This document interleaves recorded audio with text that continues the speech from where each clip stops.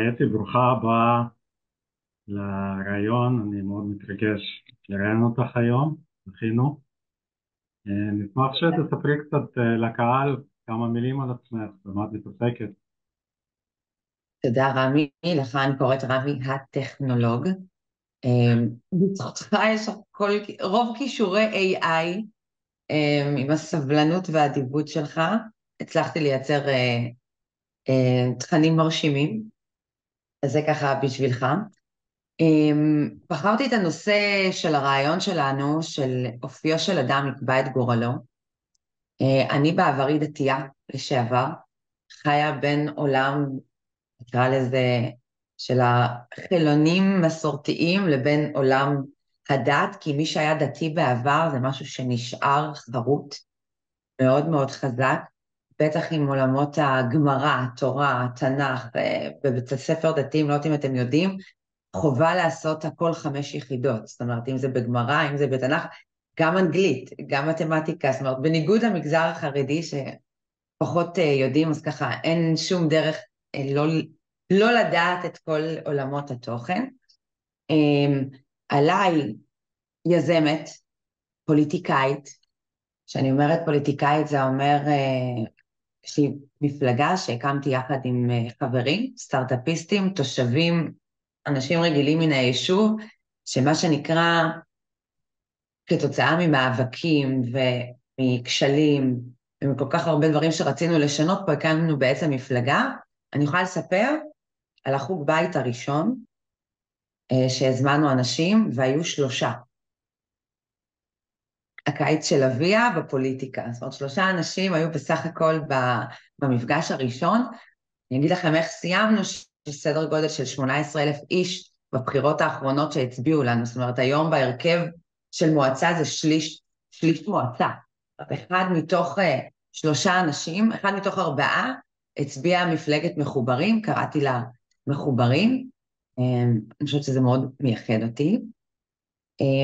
מעבר לזה, בפוליטיקה אני לא אלאה, אבל כיזמת מאוד חשוב לי להעביר את המסר שהפעולות שלנו בעצם משליכות על התוצאות. אני אחוד לך חידה. מהי התכונה שהיא מסומנת לפי המחקרים שקיימת כמעט אצל כל היזמים המצליחים? תנחש, הפתעתי אותך, כן, זה לא ברעיון. לדעתי, או אדיבות או שאפתנות, אחד מהם. לא, מתקרב, מתחיל לא, באות בואי א'. תשתפי אותנו. א', אהבה? פחות, אהבה זה הרווקים והרווקות בקבוצת הפייסבוק שלך, אופטימיות, בסדר? אופטימית, זה, אוקיי. אותי זה הנתון הזה באמת עדים, יזמים, רוב היזמים, סטטיסטית שנבחרו, יש בהם בתכונה הכי בולטת, היא אופטימיות. משמע, אם אתה לא אופטימי, ספק אם אתה יכול להיות בכלל יזם, כי לראות את הכל טוב, זה חלק מהתכונה שחייב בשביל להצליח. זאת אומרת, אני באופן שלי, מה פתאום כישלון? איזה כישלון? ברור שזה יצליח, בכלל לא חושבת על מה יקרה אם, רגע, איפה תוכנית עבודה של מה יקרה אם זה נכשל? יזם לא שם.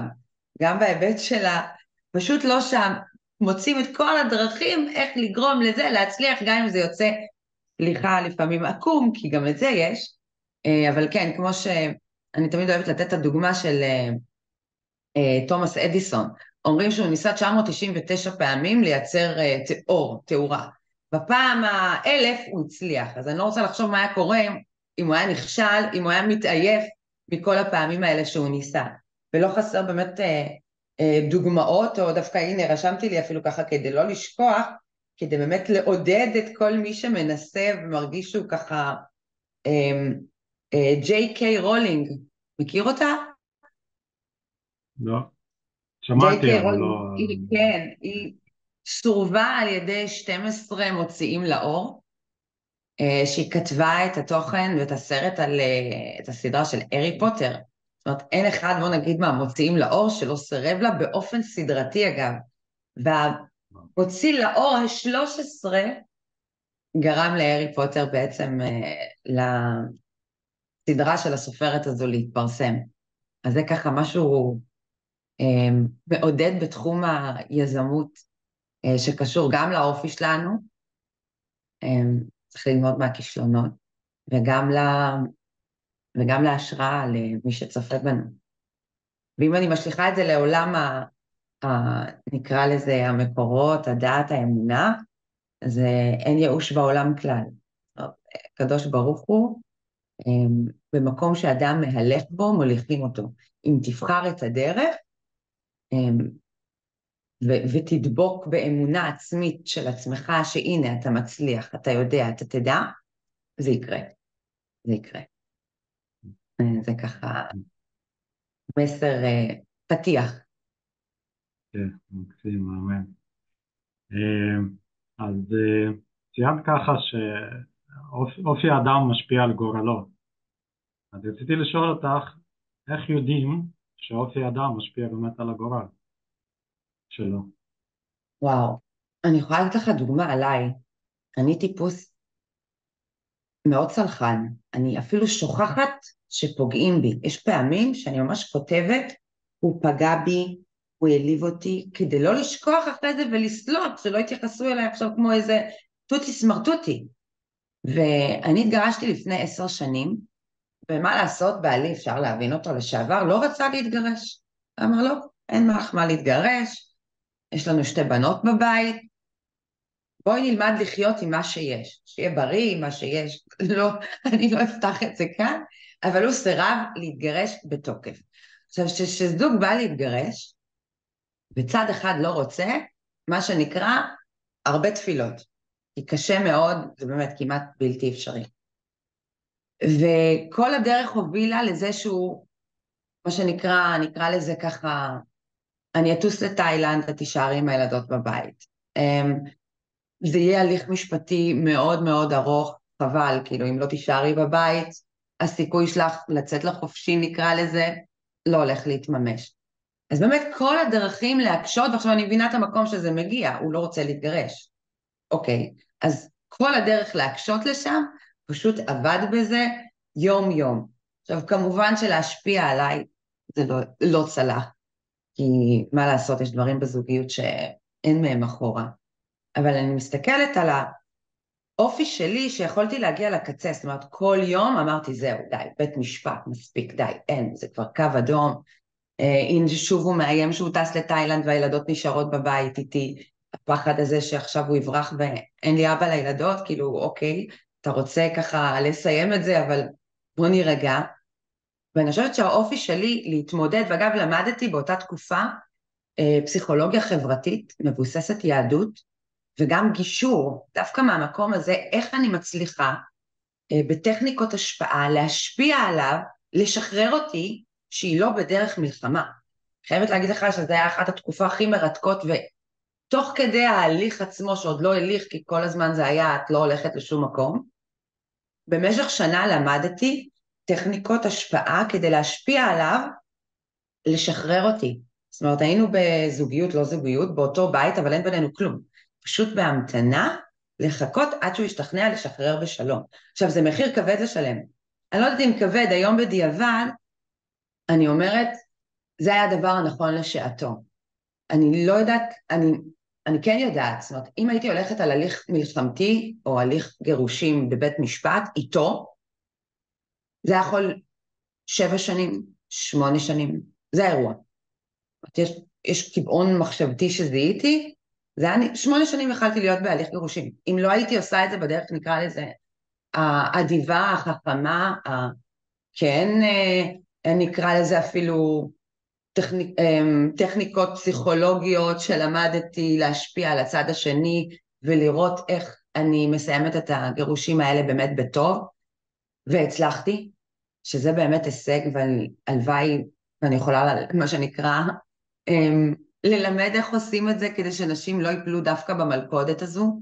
למדתי 62 קטגוריות של הפרעות נפשיות, לא יודעת לקרוא לזה הפרעות, כן, זה קצת קיצוני, אבל 62 קטגוריות של דפוסי התנהגות, שכל דפוס התנהגות יש לו את הטכניקה שיכולה להשפיע על אותו אדם, וזה משהו שעזר לי מאוד, כי השלמות של הבנות שלי והיחסים שעשינו אחרי זה כמשפחה, אמ, זה היה סוד ההצלחה שלי כגרושה. זאת אומרת, אני חושבת שאחרי שהתגרשתי, פתחתי מבערים. אם זה לימודים, ואם זה פוליטיקה, ואם זה תפקידים בכירים במשק, אם זה עם ראש ממשלה ועם שרת הפנים ובתקשורת, וזה תחומים שלא הייתי מגיעה אליהם בעודי נשואה בזוגיות ההיא שהייתה, אוקיי? וזה אני חושבת משהו שהוא באמת מאוד חשוב, עד היום אנחנו חברים טובים, חברים מכורח המציאות כאבא לבנותיי, אז זה משהו ככה באופי שלקח לי לנשום הרבה, אבל זה חסך לי שנים של מלחמות, אני קוראת לזה. מהמם. וואו, וואו. כן. תודה ששיתפת. ורציתי לשאול אותך, מה לדעתך יותר חשוב להצלחה, כישרון או אופי? אופי, נראה לי אופי. אמ, טוב, אני לא אגיד את השם, כן, אבל אני מכירה בחור סופר מוכשר על גדר הגאון, אבל הוא לא עושה עם זה כלום. הוא פשוט בבית, מתכנס בעצמו, לא איזה בעיה כזו או אחרת, אבל אין פעולות אקטיביות לייצר תוצאה. אז המשמעות של זה, אוקיי, הוא כישרוני בצורה באמת יוצאת דופן, אבל אם לא מתלווה לזה פעולה, לתרגם את המוח שלך למעשים, אני לא מכירה, גם בפיזיקה, גם בחוקי הטבע, אם לא נעשה פעולות, לא ייווצר כלום. אז התשובה היא אופי. ואופי, אגב, זה גמיש. כתוב ביהדות, כל עוד הנר דולק, אפשר לתקן.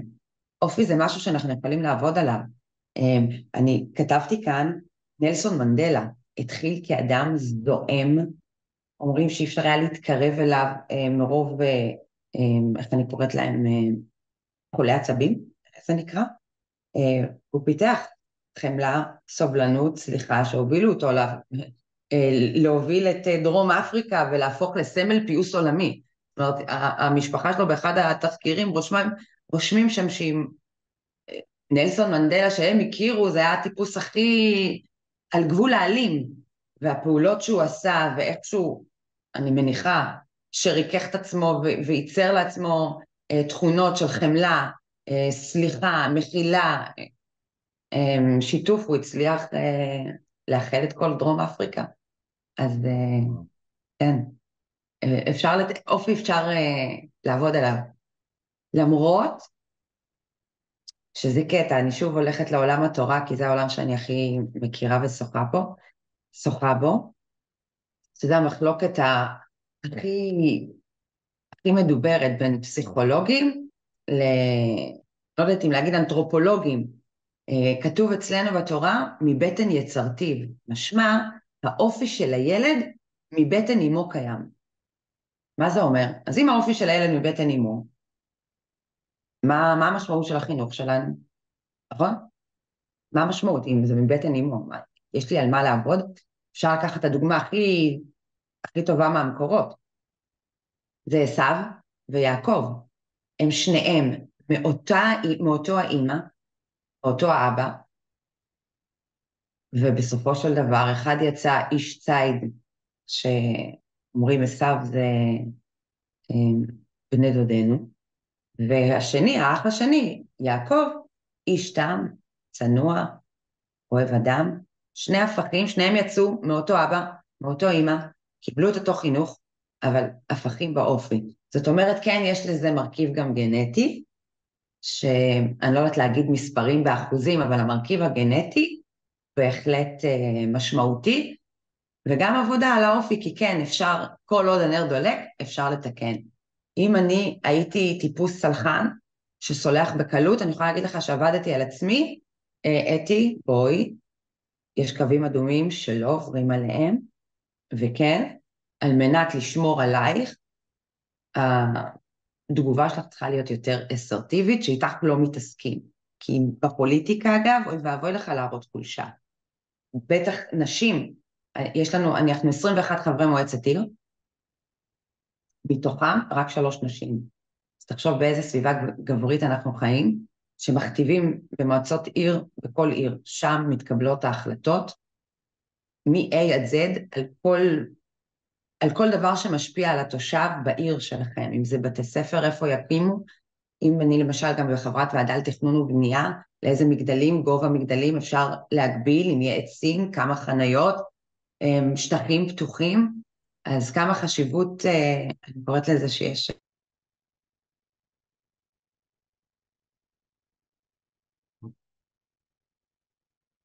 מה קרה פה? להכניס את עניין, סליחה, אני איתך רמי. כן, לא, היה לי כתוב, אני לא יודע אם זה אצלך. כן, טוב, בוא נכנסה לי נמשיך. שיחה, זה משהו שאי אפשר להשתלט עליו בזום. אוקיי, העתקתי. בסדר. אין בעיה. וואו, כן, מהמם לשמוע מה שהיה גם במועצות עיר, וכל מה שספרת עכשיו גם. אז איך לדעתך אופי משפיע על ההצלחה במערכות יחסים, גם אישיות וגם עסקיות?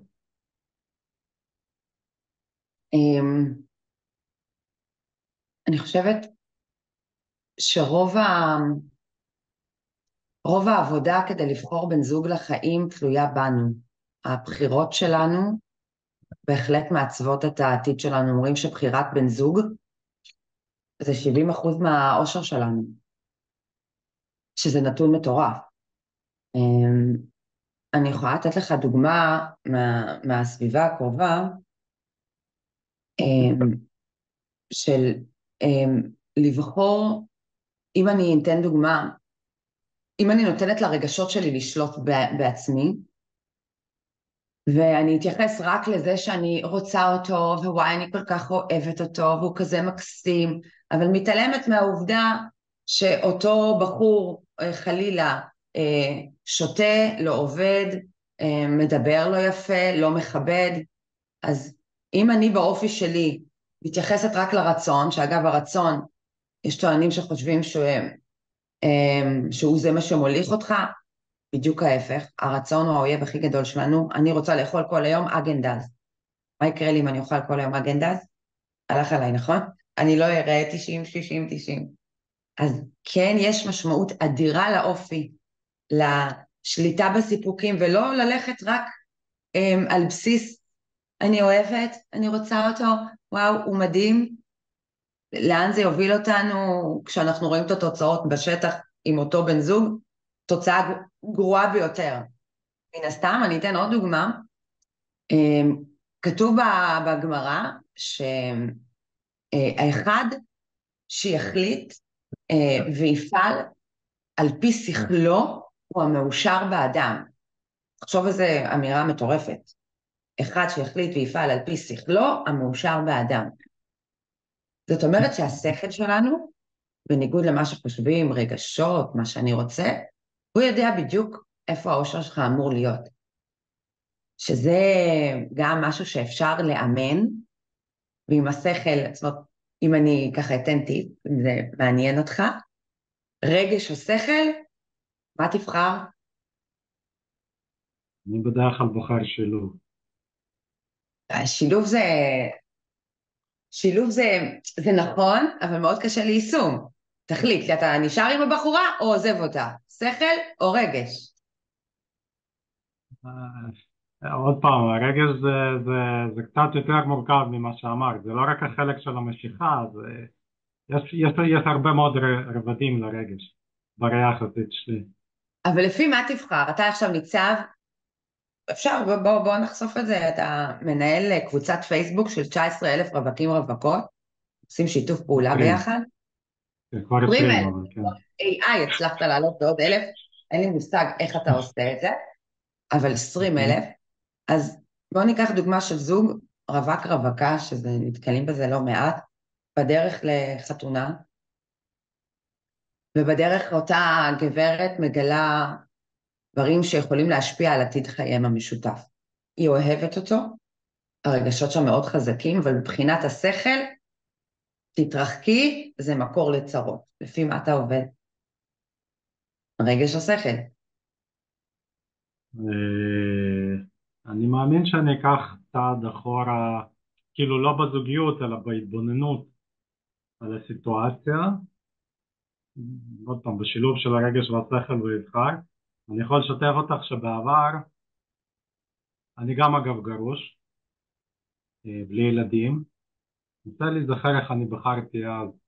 זה היה משולב גם, אני לא יודע מה להגיד לך, אבל הלכתי לדעתי לפי הרגש וזה לא עבד טוב. אבל זה היה לפני הרבה שנים ואני השתניתי מאוד מאוד מאוד מאוד. זה היה לפני אז על מה עבדת כשאתה הרבה אומר זמן. השתנית? על המודעות שלי, על שכל. התודעה שלי, על האופי, כאילו בתכונות, אני שם לעצמי כל מיני תכונות שאני אה, רוצה להשתפר בהן, נקרא לזה ככה. לי התכונות שבחרתי זה מודעות, נדיבות, חמלה, כן, זה התכונות שאני מדבר. וסביר להניח שאת התכונות שנמצאות בך אתה תרצה לחפש בבת זוג העתידית שלך? מן הסתם, כן, אז ברור. כבר שינית לעצמך את הגורל. כי תחשוב איזה בחורה מהממת אתה הולך לפגוש, היא תהיה דומה לך. בעזרת השם. בזכות עבדת על האופי שלך, ולא הלכת רק על, אוי, אני אוהבת אותו. אוקיי, זה נחמד, זה חשוב, אבל כן, זה בדיוק כמו עולם השידוכים. הגדולה שלי, אגב, חרדית.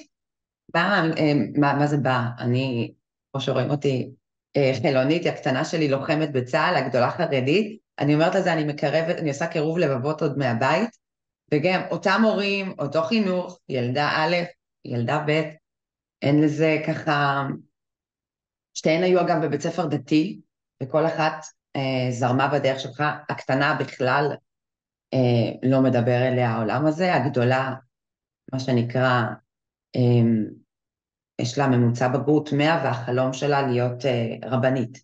אז זה ככה, באתי לספר על זה שבשידוכים, שאגב אחוז ההצלחה שלהם הוא מאוד גבוה במגזר, חרדי דתי דווקא, הסטטיסטיקה היא לא כמו הסטטיסטיקה אצלנו, אצלנו זה 1 ל3 מתגרשים, שם זה הרבה פחות.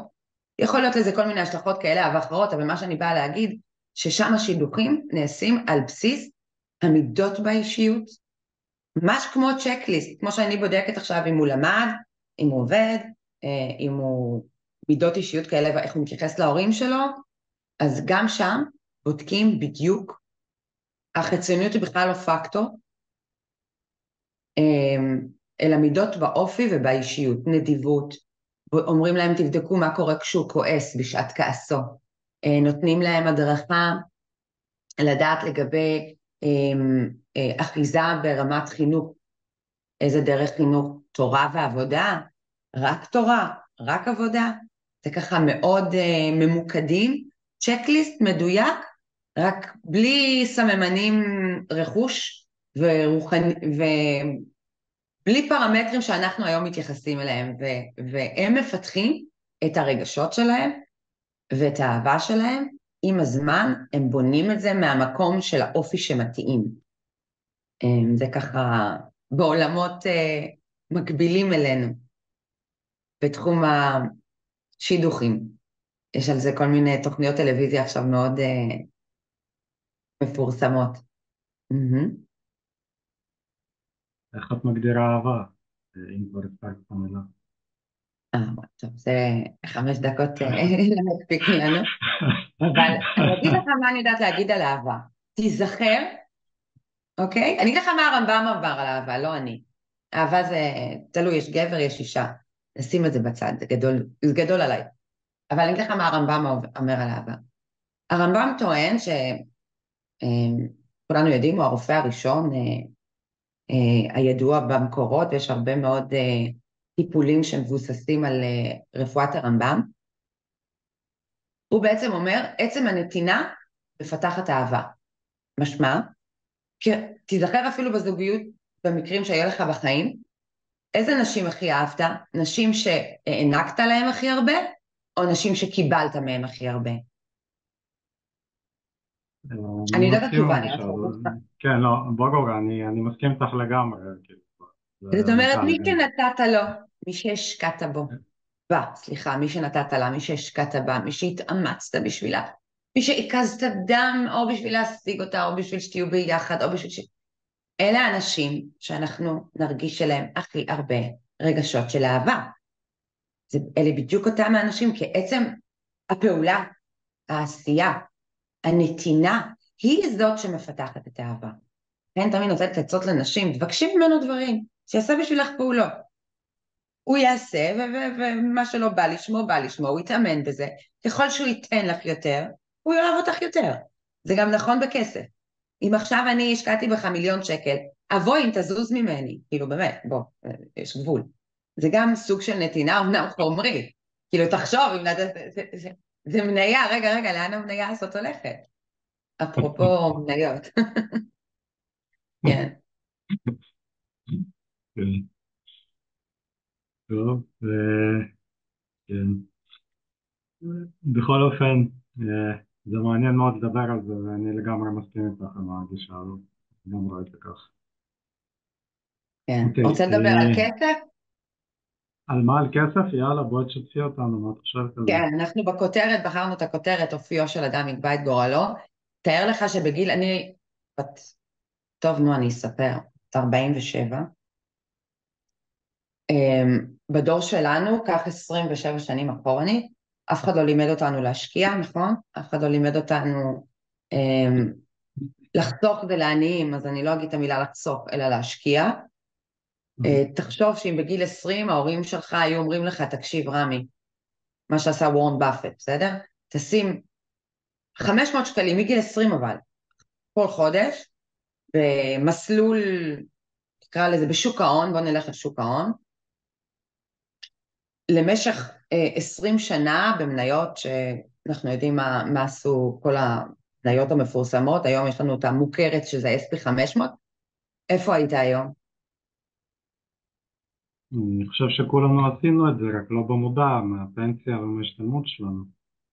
רובנו. הנתונים אגב מראים אחרת, הנתונים מראים שכמעט לשליש ממדינת ישראל אין פנסיה, אין, וואלה, שליש מהמדינה, כן. זה לא זה חוק? הנתונים, זה קשים, כן.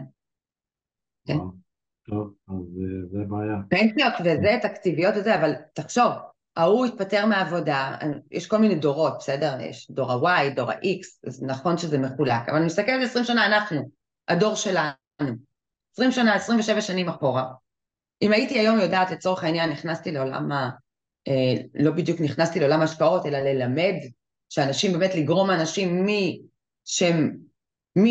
לא משקיעים למשקיעים, אותי בתחום הנדל"ן זה מה שהציל אותי ברמה הכלכלית, אבוי לי אם לא הייתי עושה בזה, אם תרצה ניגע בזה. תחשוב, ניה של 15 שנים שאתה שם בה 500,000 שקלים בחודש, סדר גודל שהיום היה לך היום בכיס, יכול להגיע לכמה מיליונים בודדים, טובים בהחלט, אם לא יותר. כמה היית מיליונים, יכול זה לעשות. 500 שקל.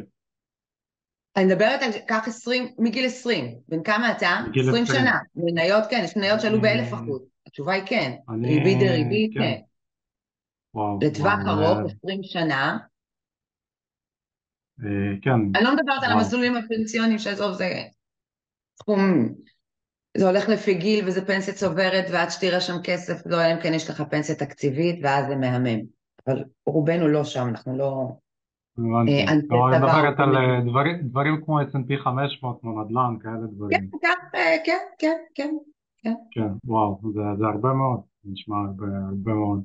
למה זה לא מלמדים התחומים באמת? שעשיתי, אני אומרת, אם היו אומרים לי, אני יודעת היום להציל את הבנות שלי, אוקיי? שאני אומרת להציל, הן בנות 20, לא מעניין אותי, אני יודעת שאני שמה, מסבירה להם ששימו 500 שקלים להשקעות. לא חיסכון, השקעות. 500 שקלים כל אה, חודש, זה מה שאת שמה, לטווח הארוך שלך.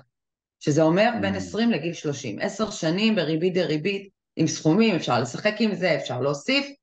היא גם תלמד להשקיע, שעם כל הכבוד, פרנסה זה חשוב, אבל לא משם מגיעים לחופש כלכלי, אני קוראת לזה. ואותה אני יכולה, את הגיל הזה אני יכולה לגרום לו בעצם לייצר רווחה כלכלית בגיל מה שאצלנו אי אפשר. אז באותו נושא, יש שני דברים שאני אומרת, כל נקודה בחיים שקרתה לי, אם זה בתחום הגירושים ופוליטיקה זה קצת שונה, הבנתי שלהתגרש לצורך העניין להיות מפרנסת יחידה, אם לא הייתי עושה צעד של להשקיע, אני לא רוצה לחשוב מה היה קורה לא לי ולא למצב של הבנות שלי היום. זאת אומרת, זה משהו וואו, שהוא, אני קוראת לזה מצווה מדאורייתא, וזה הדבר הכי מפחיד בעולם. אני לצורך העניין קניתי דירה לבד, אין יותר מפחיד מזה לקנות דירה לבד, באמת אין, אין. בתחושה שלי, גם הבנק מסתכל עליך, מה, את לבד? מה, באת לקחת משכנתה? מה, משכורת אחת? באמת? וכולנו יודעים, וזה הדבר הכי חכם והכי נכון שעשיתי, כולנו יודעים מה קרה פה במחירי הנדל"ן, רק בשש שנים האחרונות, נכון? זאת אומרת, קנית בית במיליון, היום הוא שווה 2 מיליון, ככה פשוט. אני לא מכירה מקום וואו, עבודה שאפשר לעשות בו מיליון פלוס ב5 או 4 שנים. יכול להיות שכן, אבל אתה יודע, אני מסתכלת על הממוצע. אז וואו, זה וואו. באמת אחד מהדברים שאני מאוד, מאוד חשוב לי להעביר מסר לכל מי ששומע גם, זה ללמוד להשקיע ובזמן. אז אם אותנו אנחנו לא יכולים לעזור, אז הילדים שלנו וגם אנחנו יכולים לעזור לעצמנו גם היום. זאת אומרת, עדיין נשארו מקומות שאפשר לייצר מהם הכנסה. אז וואו, זה גם וואו. באמת, פתחתי באמת גם בית ספר, אפרופו יזמות, להשקעות, שזה גם השקעות בשוק ההון וגם השקעות בנדל"ן, תתח... שהמרצים שבחרתי יתחרו ביניהם מה עדיף יותר. זה כבר נושא לדיון אחר. אבל זה באמת, ואין ייאוש, אין ייאוש בעולם כלל, אני רואה שהזמן שלנו נגמר. לא להתרגש אני אומרת לכל היזמים, לא להתרגש ממצבי רוח, כי הם תמיד פוקדים את היזמים. פעם אתה קם באנרגיה מטורפת, ופעם אחת, וואי, מה אני צריך את זה, בוא נלך להיות שכיר, עזבו אותי, אין לי כוח, די, זה לא בשבילי. אז לא להתרגש, כי אמ, בוא ניתן דוגמה של מייקל ג'ורדן, זו הדוגמה הכי מוכרת, הודח מכל נבחרת תיכון אי פעם שהוא שיחק בה, מי היה מאמין? הדיחו אותו, הכישרון הזה. אבל בזכות העבודה הקשה, ובזכות ההתמדה, ובזכות זה שהוא לא ויתר, ולא ויתר, המשיך להתאמן, הפך להיות השחקן הטוב ביותר בעולם. זהו. וואו. כן, האמת שמייקל ג'ורדן הוא אגדה. אני הייתי קם לראות אותו בלילה, האמת. אבל זה מדהים אבל שמאחורי כל סיפור הצלחה, יש כן, עשרות כישלונות אחורנית, שאנחנו לא רואים אותה בכלל. נכון, נכון. אז זאת אומרת, התמדה, השקעה, אופטימיות, אה, אין נתינה, ייאוש, שותפות, אין ייאוש, כן. נכון? מיקוד. זה התכונות. אמונה כן. בעצמך זה הכי חשוב. אתמול עשינו סלוגן, מאחורי כל אלוף עומד מאמן. לבד אי אפשר לעשות את זה. באמת, לבד אי אפשר, תשכחו מזה. מי שחושב שהוא יכול לשרוד את החיים האלה לבד, שישכח מזה ומהר. אנחנו לא בנויים ככה, הקדוש ברוך הוא לא ברא אותנו ככה, וצריך לעשות את זה ביחד. כן, כן. כן. אחלה אתי, היה תודה רבה מרתק מאוד. ליזמות 555, שזה פרויקט של, יזמה אותו יעל, מדהים, נחמד, נהניתי, ממש. וכל אחד ככה מעביר את הסיפור שלו הלאה, שזה חשוב. אנחנו הכי אוהבים לדבר על עצמנו, אז יש פה ככה משהו, כמו האח הגדול, הצצה לחיים של, ויש בזה שליחות נהדרת, לעורר השראה אצל אחרים.